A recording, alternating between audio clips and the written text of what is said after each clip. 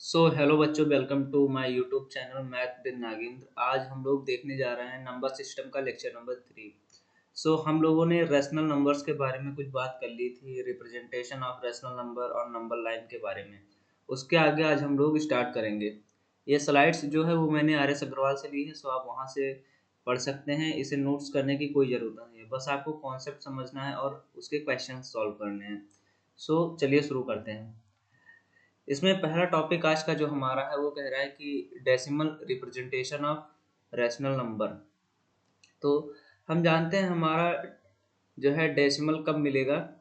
हम P by Q को decimal form में कब लिख सकते हैं, जब हम पी को डिवाइड कर देंगे किससे, क्यू से। तो इसमें हमारी दो पॉसिबिलिटी हो सकती हैं। पहली पॉसिबिलिटी हो सकती है कि हमारा पी कंप्लीटली डिवाइड हो जाए, पी कंप्लीटली क्या हो जाए, डिवाइड हो जाए। और दूसरा हो सकता है एट अ पॉइंट जो m है, m हमारा जो रिमाइंडर है वो क्या होने लगे, वो रिपीट होने लगे। क्योंकि किसी चीज को हम डिवाइड करते हैं तो या तो वो कम्प्लीटली डिवाइड हो जाता है या तो एक टर्म के बाद सेम रिमाइंडर रिपीट करने लगता है। तो हमारी डिवाइड करने की दो पॉसिबिलिटी होती हैं। यही सेम चीज यहाँ लिखा हुआ है कि अगर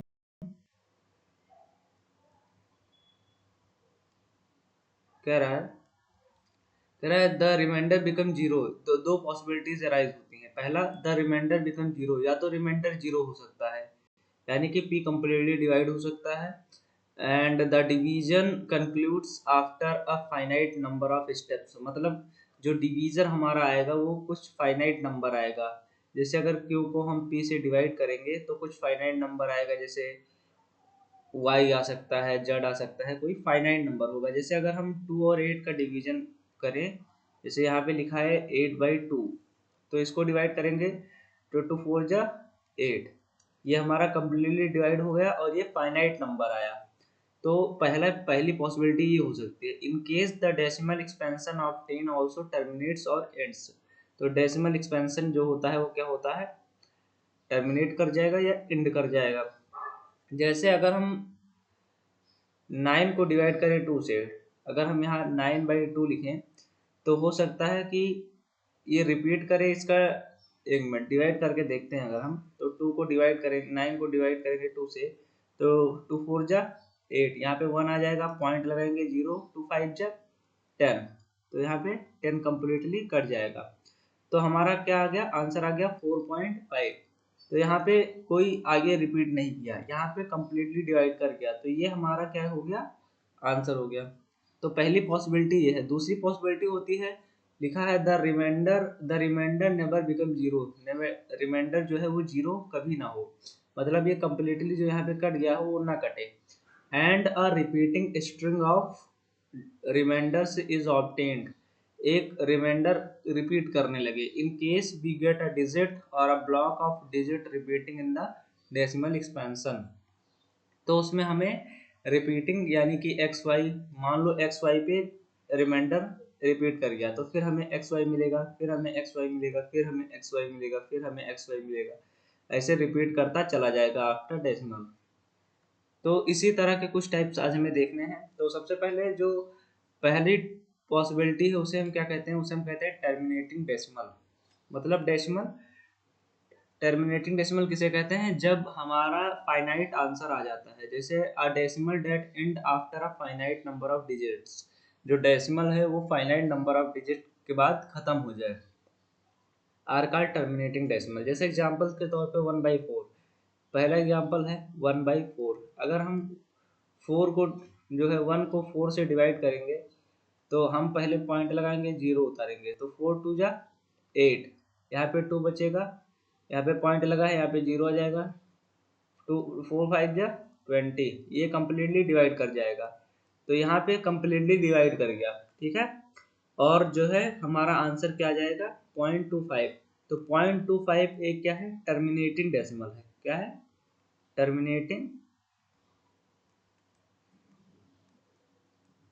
टर्मिनेटिंग डेसिमल,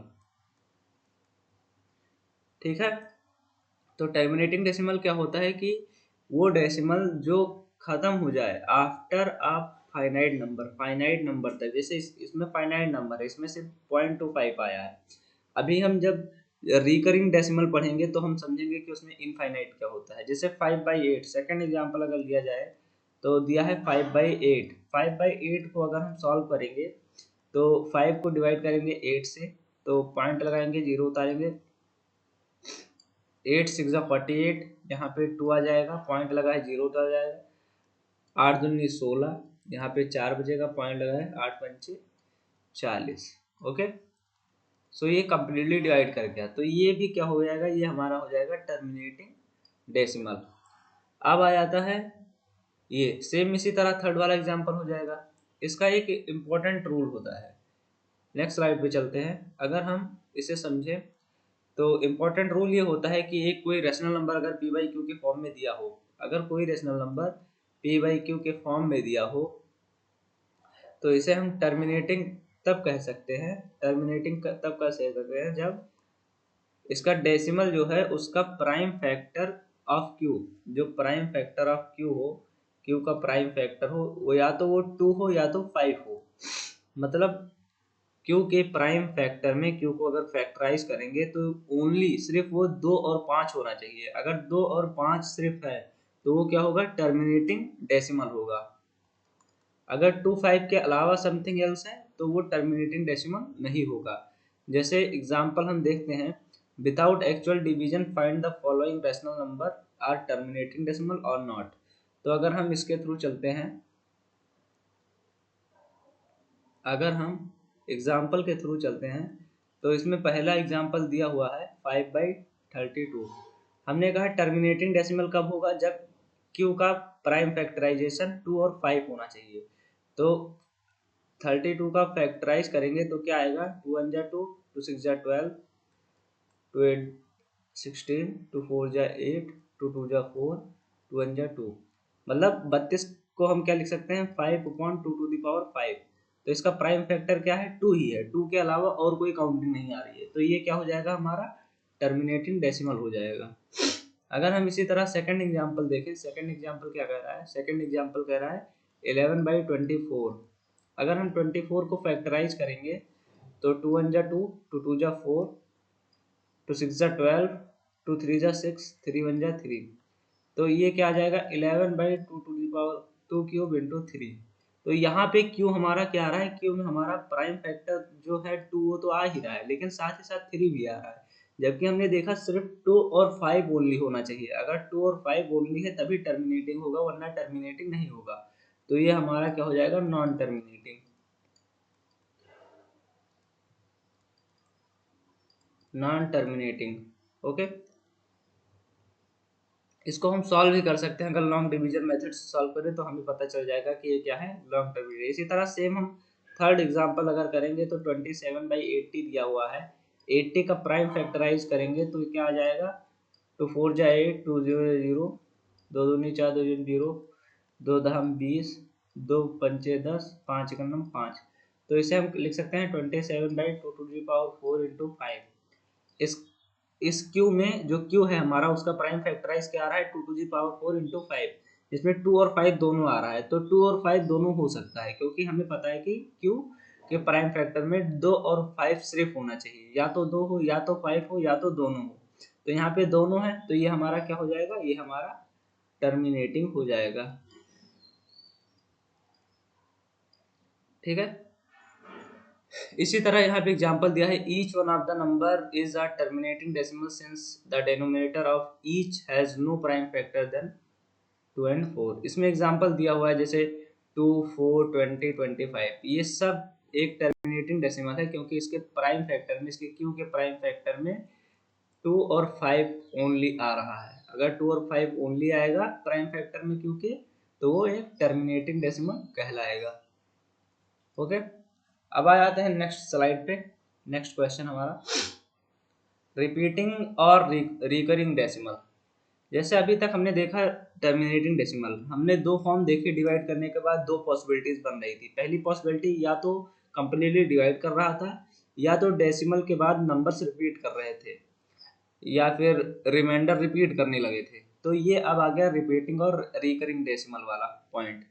अगर हम इसको सॉल्व करें, इसको एक बार पहले एक बार डेफिनेशन इसकी पढ़ लेते हैं। तो कहता है कि a decimal in which a digit और a set of digit is repeated periodically. Periodically मतलब जैसे दो सेट ऑफ नंबर रिपीट करने लगेंगे, थ्री सेट ऑफ नंबर एक टाइम के बाद रिपीट करने लगेंगे, या single set of number repeat करने लगेंगे पीरियड के हिसाब से। जैसे तीन रिपीट किया, फिर वही तीन रिपीट कर रहे हैं, फिर वही तीन रिपीट कर रहे हैं, like that is called repeating or recurring decimal.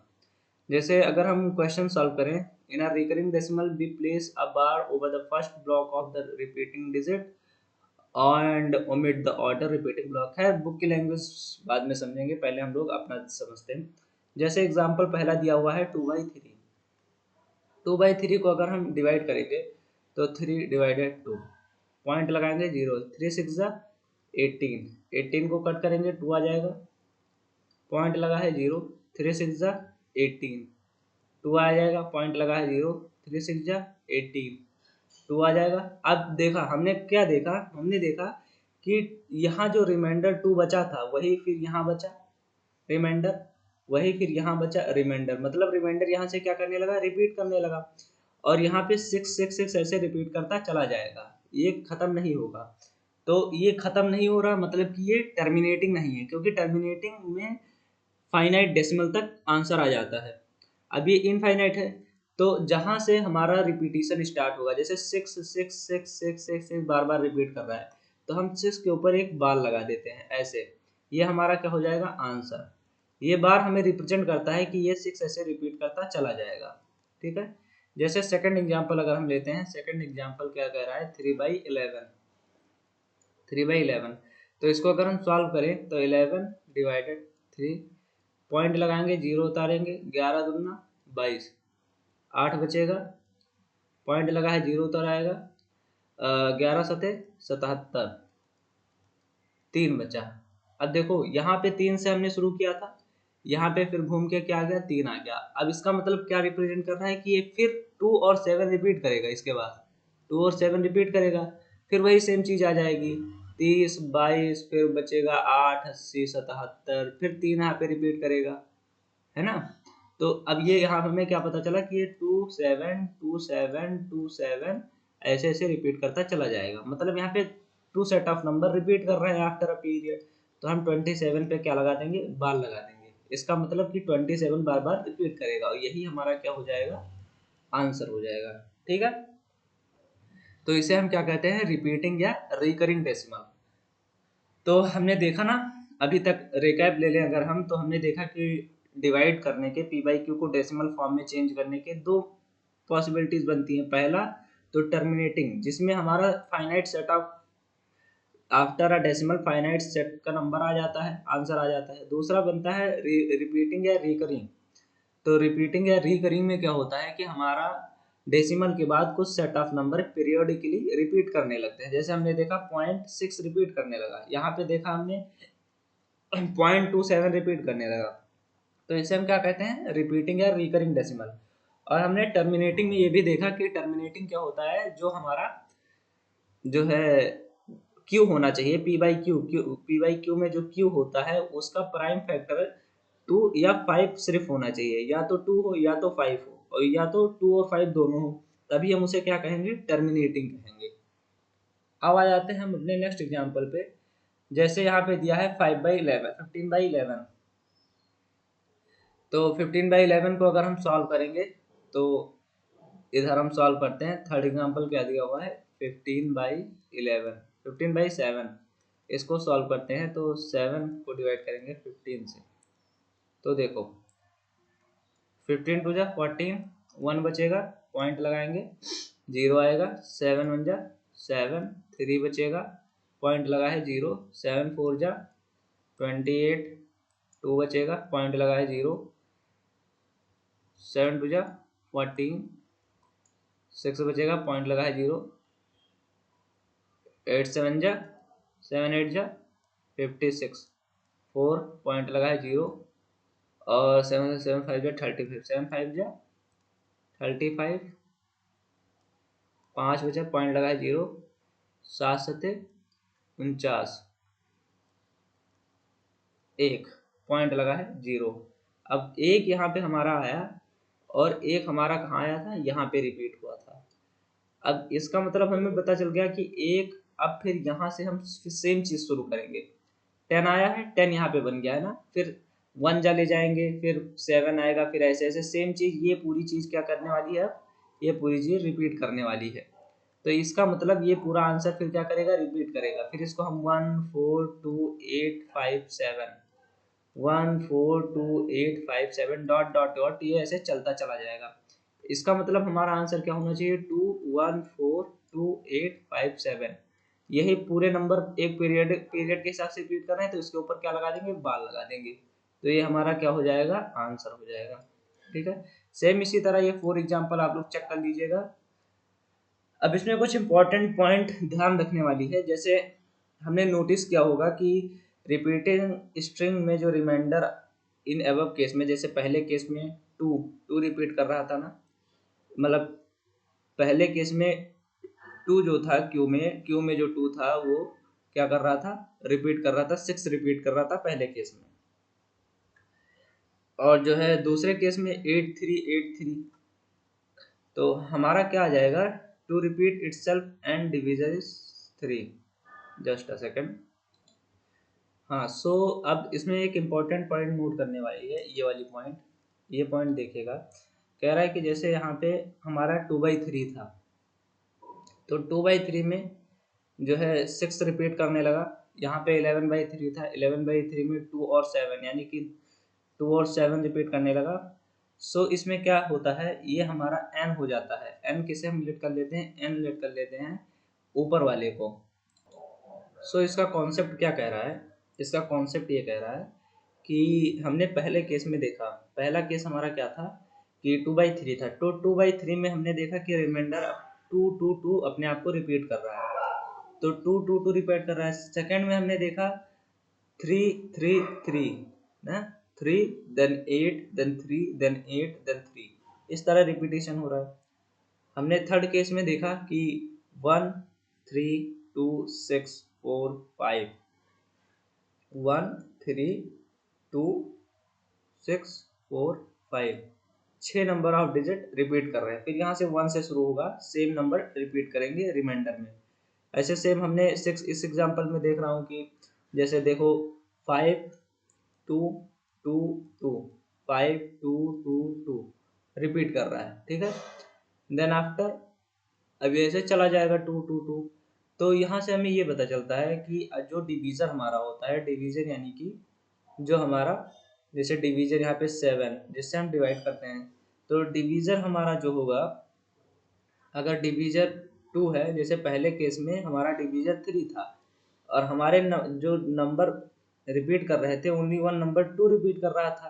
ठीक है, तो जो है 1 नंबर, सिर्फ एक नंबर था जो कि 2 रिपीट कर रहा था itself and the divisor is 3। और फिर हमने देखा कि 15/7 में set of 6 digit, 6 digit repeat कर रहे थे itself को, एंड डिवीजर 7 था। तो हमने देखा डिवीजन यहाँ पे 3 था तो ओनली 1 नंबर 2 रिपीट कर रहा था, डिवीजर यहाँ पे 7 था तो यहाँ पे 6 नंबर रिपीट कर रहे थे। तो यहाँ से हमें क्या पता चलता है, if the divisor is n, अगर डिवीजर हमारा n है, then the maximum number of entries in the repeating block of digit in the decimal expansion of 1/n is n-1। मतलब मैक्सिमम नंबर ऑफ जो ब्लॉक होंगे वो, मतलब maximum number of जो block के अंदर नंबर्स होंगे जो रिपीट करेंगे वो कितने होंगे, n-1 होंगे। ठीक है, जैसे यहाँ पे 7 था तो 7-1 यानी कि 6 नंबर रिपीट कर रहे थे, तो यहाँ पे 6 1 3 2 1 1 3 2 6 4 5 क्या किए, रिपीट किए। इसमें 7-1 नंबर्स के ब्लॉक रिपीट करेंगे। जैसे हमने देखा कि यहाँ पे 6 है ना, तो 6-1 यानी कि 5 नंबर के ब्लॉक रिपीट करेंगे। यहाँ पे हमने देखा 3 था तो 3-1 यानी कि 2 नंबर के ब्लॉक रिपीट करेंगे। यहाँ पे 11-3 यानी, जस्ट अ सेकेंड, कुछ तो लोचा हो रहा है, ये क्या कह रहा है। सो ये स्लाइड मैं डिलीट कर रहा हूँ, इसको मैं कल समझाऊंगा, इसमें मुझे थोड़ी कंफ्यूजन हो रही है। हम लोग नेक्स्ट स्लाइड समझते हैं। जैसे कह रहा है लाइट ऑफ पीरियड क्या होता है, लेंथ ऑफ पीरियड क्या होता है। तो लेंथ ऑफ पीरियड होता है repeated number of decimal place. क्या होता है length of period? Repeated number of decimal place in a rational number is called the length of period. जैसे यहाँ पे जो नंबर रिपीट करेंगे, जिसके ऊपर बार लगा होगा, वही लेंथ ऑफ पीरियड होगा। तो जैसे इसका लेंथ ऑफ पीरियड कितना है 6। जितने नंबर रिपीट करेंगे वही नंबर्स क्या होंगे, लेंथ ऑफ पीरियड कहलाएगा। जैसे अगर 2 रिपीट कर रहा है, यानी कि इसका एक एक नंबर रिपीट कर रहा है ना, तो ये लेंथ ऑफ पीरियड कितना हो जाएगा, लेंथ ऑफ पीरियड हो जाएगा 1। जैसे अगर 2 3 7 3 7 रिपीट करने लगे कहीं पे, तो इसका लेंथ ऑफ पीरियड क्या हो जाएगा 2। सेम इसी तरह ये हमारा लेंथ ऑफ पीरियड होता है। जैसे 15/7 अगर हम डिवाइड करें, 15/7, तो ये 7 आ जाएगा, 15 आ जाएगा, 7 दूनी 14, एक बचेगा, पॉइंट उतारो 0, 7 × 7 समथिंग 3 बचेगा, 4 2 8 5 7। इसके बाद फिर ये रिपीट करेगा 1 4 2 8 5 7, ऐसे रिपीट करता चला जाएगा। तो ये क्या जाएगा हमारा लेंथ ऑफ पीरियड, यहाँ पे कितना होगा, लेंथ ऑफ पीरियड होगा, कितने नंबर रिपीट कर रहे हैं, 1 2 3 4 5 6, 6 नंबर रिपीट कर रहे हैं, तो 6 हमारा क्या जाएगा, लेंथ ऑफ पीरियड आ जाएगा। आगे आते हैं हम लोग नेक्स्ट स्लाइड पे। हमारा नेक्स्ट स्लाइड कह रहा है special characteristic of rational number. कह रहा है कि every rational number is expressible either as a terminating decimal or as a non terminating recurring decimal. पहला तो ये कहता है या तो टर्मिनेट करेगा या तो नहीं टर्मिनेट। हमने देखा कि या तो दो ही पॉसिबिलिटीज हो सकती थी डेसिमल में चेंज करने की रेशनल नंबर को, या तो वो टर्मिनेटिंग था, क्या था, टर्मिनेटिंग था, और या तो नॉन टर्मिनेटिंग रिकरिंग था, नॉन टर्मिनेटिंग रिपीटिंग या रिकरिंग था। ठीक है। अब फिर इधर दूसरा कह रहा है a number whose decimal expansion is terminating or non terminating recurring is rational. अगर कोई नंबर है जिसका डेसिमल एक्सपेंशन टर्मिनेटिंग है या नॉन टर्मिनेटिंग रिकरिंग है, तो वो क्या होगा, वो क्या होगा, रेशनल होगा। वो नंबर क्या होगा, रेशनल होगा। ठीक है। ये छोटे कॉन्सेप्ट थे, स्पेशल कैरेक्टरिस्टिक होते हैं रेशनल नंबर के। अब आ जाते हैं express 2/3 in decimal, 2/11 in example के थ्रू। जैसे 2/11 को हमें डेसिमल फॉर्म में चेंज करना है, तो हम क्या करेंगे, 11 को 2 से डिवाइड कर देंगे, पॉइंट लगाओ 0, 11 × 11, यहाँ पे 9 बचेगा, पॉइंट लगा है 0, 8 × 88, 2 बचेगा, पॉइंट लगा है 0, 11 × 11, 9 बचेगा। मतलब यहाँ पे 2 था, फिर यहाँ पे 2 रिपीट करेगा, यहाँ 9 है, यहाँ पे 9 रिपीट किया, यानी कि अब ये रिपीट करता चले जाएगा। हम 0 लगाएंगे, ये 8 चले जाएगा 88, फिर 2 आ जाएगा, ऐसे ऐसे रिपीट करता चला जाएगा। तो यानी कि 18 अब रिपीट कर रहा है, तो हमारा आंसर क्या हो जाएगा, 0.18 के ऊपर बार, ये आ जाएगा आंसर। इसे हम कहते हैं बार। इसका मतलब क्या होता है कि 18 बार बार रिपीट कर रहा है। अब आ जाते हैं नेक्स्ट क्वेश्चन पे। कह रहा है कि find the decimal expansion of 1/7, can you predict what the decimal expansion are without actually doing the long division, if so how. तो कह रहा है 1/7 को डेसिमल एक्सपेंशन फाइंड करना है 1/7 का, और इन सबका विदाउट एक्चुअल डिवीजन के डेसिमल एक्सपेंशन फाइंड करना है। तो ये बहुत आसान क्वेश्चन है। जैसे अगर हम पहले 1/7 का फाइंड कर लेते हैं, तो 1/7 कितना आ जाएगा, 1/7 हमारा हो जाएगा, 7 को डिवाइड करना है हमें 1 से। देखो कह रहा है इसको विद डिवीजन के फाइंड करना है ना, इसको तो डिवीजन कर सकता हूँ ना मैं। तो मैंने पॉइंट लगाया 0, 7 × 7, यहाँ 3 बचा, पॉइंट लगाया 0, 7 4 × 28, यहाँ पे 2, पॉइंट लगाया 0, 7 दूनी 14, यहाँ पे 6, पॉइंट लगाया 0, 8 × 7 = 56, 56, यहाँ पे पॉइंट लगाया 0, और 7 4 7 5 35, 7 5 35, यहाँ पे 5, पॉइंट लगाए 0, 7 7 49, 1। ठीक है। अब फिर एक से यहाँ पे क्या हो गया, रिपीट करने लगा। यहाँ पे क्या देखें, अगर एक, फिर अब यही सेम चीज़ क्या करेगी, रिपीट करेगी पूरी सेम चीज़। तो 1 4 2 8 5 7 डॉट डॉट डॉट, ये पूरी चीज़ क्या करेगी, रिपीट। तो इसे हम क्या लिख सकते हैं, इसे लिख सकते हैं 0.1428 7 857 142,857 के ऊपर बार।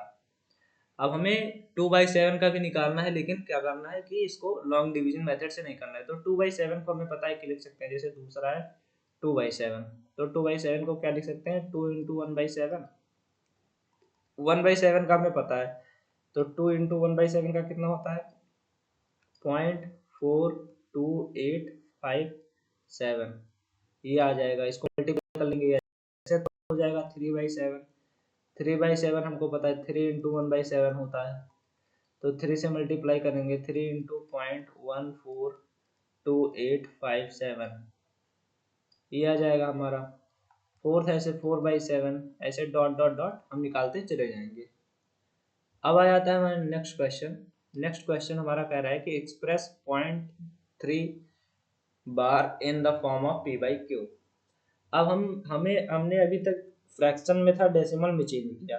अब आ गया है कि डेसिमल में दिया हुआ है, हमें फ्रैक्शन में चेंज करना है। तो इसके लिए हम क्या करेंगे, इसके लिए हम कुछ स्टेप्स याद रखते हैं, जिसमें पहला स्टेप, अगर हम एक प्लेन स्लाइड लेके बताऊं आपको, तो इसमें हमें कुछ स्टेप्स याद करने होते हैं।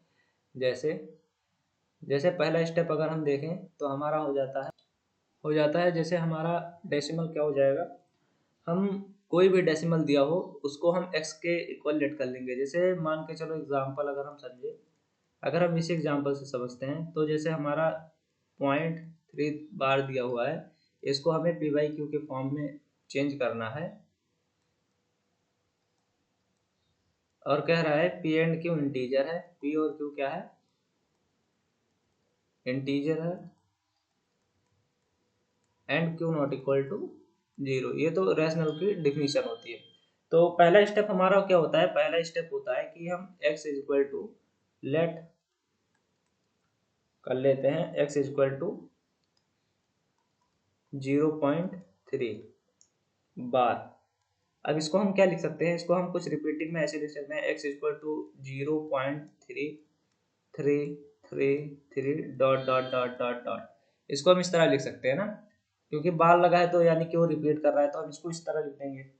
फिर हम क्या कहेंगे, हम कहेंगे since the repeating block has only one digit, क्योंकि इसके रिपीटिंग ब्लॉक में सिर्फ एक डिजिट है, so we multiply both of the side by 10। अब हम क्या करेंगे, जितने भी रिपीटिंग डिजिट होते हैं उतने ही 10 से मल्टीप्लाई कर देते हैं। जैसे यहाँ पे एक डिजिट है रिपीटिंग, तो हम 10 से मल्टीप्लाई करेंगे। अगर 2 डिजिट रिपीटेड होता तो हम 100 से मल्टीप्लाई करते, अगर 3 डिजिट रिपीटेड होता तो हम 1000 से मल्टीप्लाई करते। तो हम क्या करेंगे, यहाँ पे 10 से बोथ साइड मल्टीप्लाई कर देंगे, तो हमारा क्या जाएगा 10x। इसमें अगर हम बोथ साइड 10 से मल्टीप्लाई करें तो हमारा जाएगा 10x is equal to 3.333 dot dot dot dot.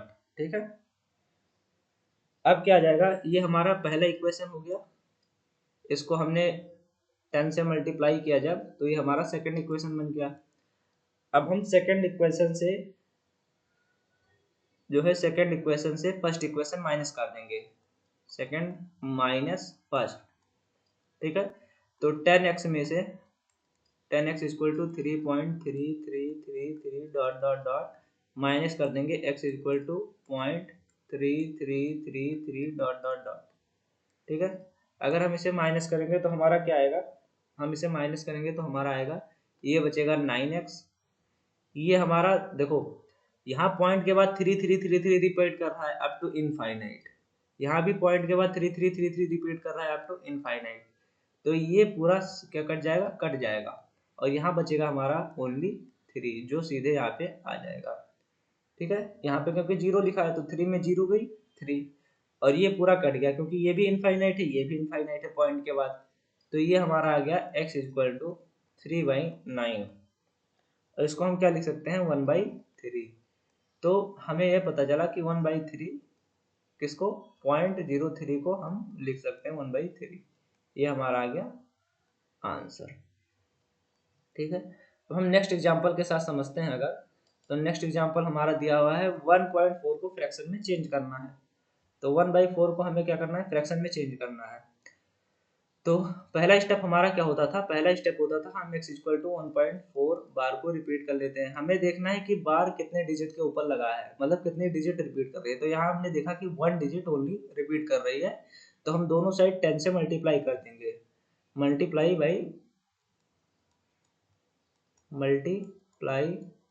By 10 on both side,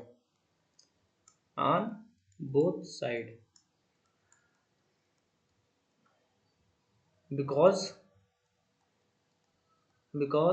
repeating digit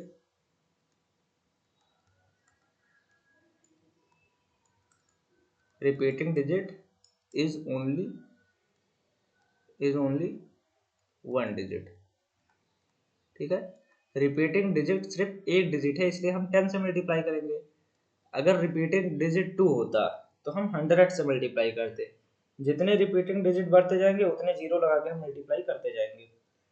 तो यहाँ पे अगर हम 10 से दोनों साइड मल्टीप्लाई करते हैं तो हमारा आ जाएगा 10x इज इक्वल टू 1.1444, और ये हमारा क्या था, x is equal to 1.444 up to infinite. अब इसको हम सब्ट्रैक्ट कर देंगे तो हमारा ये आ जाएगा 9x, यहाँ 14 में बन गई 13, और ये 0.444 इनफाइनाइट है, ये 0.444 इनफाइनाइट है, तो ये एक दूसरे से कट जाएंगे। ये हमारा आ जाएगा x इज इक्वल टू 13/9। ये आ गया हमारा आंसर। ठीक है, सो इसी तरह हम सारे क्वेश्चन कर लेंगे। अब इसको थोड़ा सिंपलेस्ट फॉर्म में लिखा जाए तो इसे हम लिख सकते हैं 1 सही 4/9, है ना। मिक्स फ्रैक्शन में अगर लिखा जाए तो 1 सही 4/9। सिंपली ऐसे 9 से 13 को डिवाइड करते हैं, 9 × 1 = 9, यहाँ 4 बचा, एक जो है आगे आ जाता है, 4 ऊपर चला जाता है, 9 इधर आ जाता है। ठीक है, इसको सॉल्व करते हैं तो 9 × 1 = 9 प्लस 4, 9 इससे मल्टीप्लाई करते हैं, ऐड कर देते हैं, अपॉन में 9 लिख देते हैं, तो वो 13/9 आ जाता है। हालांकि ये मिक्स फ्रैक्शन में तो कन्वर्ट करना आपको आता होगा। नेक्स्ट स्लाइड पे आ जाते हैं हम लोग। तो कह रहा है कि express 0.9999 up to infinite as a fraction in the simplest form. So हमें x इक्वल टू दिया हुआ है 0.9999 up to infinite। अब हमें क्या करना है कि हमें पता है कि x इक्वल टू 0.9 पे बाल लगा है, क्योंकि हमारा 9 जो है वो रिपीट कर रहा है। 9 अगर रिपीट कर रहा है, हमारा 9 क्या कर रहा है, रिपीट कर रहा है। तो 9 रिपीट कर रहा है, तो इसके लिए हमें क्या करना है कि सिर्फ एक डिजिट रिपीट कर रही है ना, तो एक डिजिट के लिए ओनली हम 10 से मल्टीप्लाई करेंगे। तो ये हमारा आ जाएगा दोनों साइड 10x से मल्टीप्लाई करेंगे तो क्या आ जाएगा 9.9999। ठीक है, 10 से मल्टीप्लाई करेंगे तो ये पॉइंट आगे आया। जैसे कोई डेसिमल होता है 1.4, इसको 10 से मल्टीप्लाई करेंगे तो कितना आ जाएगा, तो 1.4 देखो, तो 140 आ जाएगा। एक अंक के बाद पॉइंट लगा दो, एक तो 14 आएगा, मतलब एक अंक इधर आ जाता है पॉइंट के बाद। तो ये 9 के आ गया, एक इधर आ गया पॉइंट के बाद, इधर आ गया पॉइंट, इधर चला गया, तो ऐसे हो गया। और x इक्वल टू हमारा दिया हुआ है 0.9999। ठीक है, अब इसको हम सब्ट्रैक्ट कर देते हैं तो ये बचेगा 9x इक्वल टू क्या बचेगा, 9 बचेगा। 9x इक्वल टू 9, है ना, क्योंकि ये 9 बचे और ये क्या हो जाएगा, माइनस हो जाएगा पूरा, ये पूरा क्या हो जाएगा, माइनस हो जाएगा। तो ये से ये कट जाएगा क्योंकि ये रिपीटिंग है, ये इनफाइनाइट है। तो x इक्वल टू क्या आ जाएगा, 1 आ जाएगा। ये हमेशा अप्रोक्सीमेट वैल्यू आती है, क्योंकि 999 अप टू इनफाइनाइट है, तो पॉइंट के बाद 999 इनफाइनाइट, तो अप्रॉक्स 1 ही होता है। तो हमेशा इसमें एक्चुअल वैल्यू नहीं आती, इसमें अप्रॉक्स वैल्यू है। एक्चुअल वैल्यू हम निकाल ही नहीं सकते किसी भी कायदे में, क्योंकि नंबर्स रिपीट कर रहे हैं, नंबर्स इनफाइनाइट तक रिपीट कर रहे हैं, तो इनफाइनाइट में हम कहाँ एक्चुअल वैल्यू निकालेंगे। तो हम क्या निकालते हैं, जितनी भी वैल्यू हमने निकाली है फ्रैक्शन फॉर्म में, ये हमने क्या निकाली है, अप्रॉक्स वैल्यू निकाली। अब जैसे इसको हमें करना है, अभी एक अच्छा क्वेश्चन है। जैसे हमारा दिया हुआ है, हमें क्या दिया हुआ है, हमें दिया हुआ है कि x इक्वल टू दिया हुआ है 2.4178। ठीक है ना, यहाँ पे 3 के ऊपर बाल लगा हुआ है। अब हमें इसमें क्या फाइंड करना है, इसे हम देखो यहाँ पे 3 डिजिट रिपीट कर रही हैं। अगर हम इसको सिंपलेस्ट फॉर्म में लिखें तो x इक्वल टू क्या लिखा है, x इक्वल टू लिखा है 2.4178 178 178 अप टू इनफाइनाइट। ठीक है, ये चीज बार बार रिपीट कर रही है। 3 डिजिट, तो 3 डिजिट के लिए हमने देखा था, 1 डिजिट के लिए 10 से मल्टीप्लाई करते थे, 2 डिजिट रिपीट कर रही थी 100 से मल्टीप्लाई कर रहे थे, 3 डिजिट रिपीट करेगी तो हम 1000 से मल्टीप्लाई करेंगे। तो 1000 से मल्टीप्लाई करेंगे अगर दोनों साइड, तो ये हो जाएगा 1000x इक्वल टू 241, देखो 2 1 3 7 2417 आ जाएगा हमारा पॉइंट के इधर।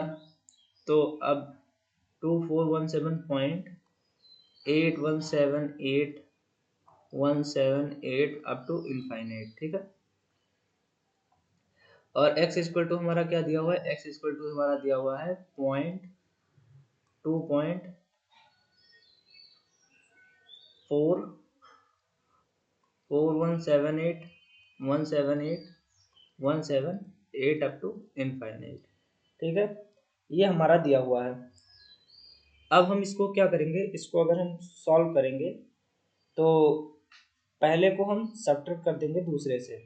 क्या करते थे, इसको हम सब्ट्रैक्ट करते थे, तो ये हमारा आ जाएगा 999 टाइम्स x, तो 2417 में 2 गई तो 2415। ठीक है, और ये हमारा कंप्लीटली क्या हो जाएगा, कट जाएगा, कट नहीं जाएगा। अब देखो यहाँ पे 8 और 4 है, तो 8 में 4 गई 0.2, बाकी ये नंबर रिपीट करने लगे ना, यहाँ से दोनों नंबर सेम आ गए, तो ये इससे क्या हो जाएगा, कट जाएगा, क्योंकि 178 178 1 अप टू इनफाइनाइट इसमें, तो हमारा x इक्वल टू कितना आ गया, 2415.2 अपॉन 999।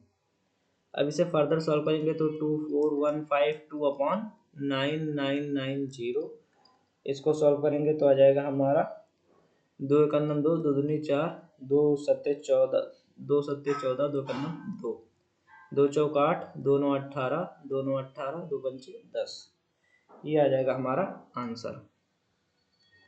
ओके, हमने क्या किया, हमने देखा कि 3 डिजिट रिपीट करिए, हमने 1000 से मल्टीप्लाई किया, 1000 से मल्टीप्लाई करने के बाद 417 इधर आ गया, फिर हमने पहले इक्वेशन को दूसरे से सब्ट्रैक्ट कर दिया, तो हमारा इसमें से 1 गई 999, इसमें से 2 गई तो 215, इसमें 8 में 4 गई 2, बाकी डिजिट हमने देखी इधर रिपीट कर रही है, इधर रिपीट कर रही है, झट झट काट दी, तो x इक्वल टू इतना आ गया, फिर हमारा आंसर आ गया। अब इसके आगे हम लोग नेक्स्ट क्लास में स्टार्ट करेंगे, एक छोटा टॉपिक बीच में रह गया है, उसे भी हम कल कवर कर लेंगे। आज के लिए बस इतना ही। कमेंट करके जरूर बताइएगा क्लास कैसी लगी, आपको समझ में आया या नहीं, कोई भी प्रॉब्लम हो तो बताइएगा। Thank you very much and subscribe the channel. Okay, thank you.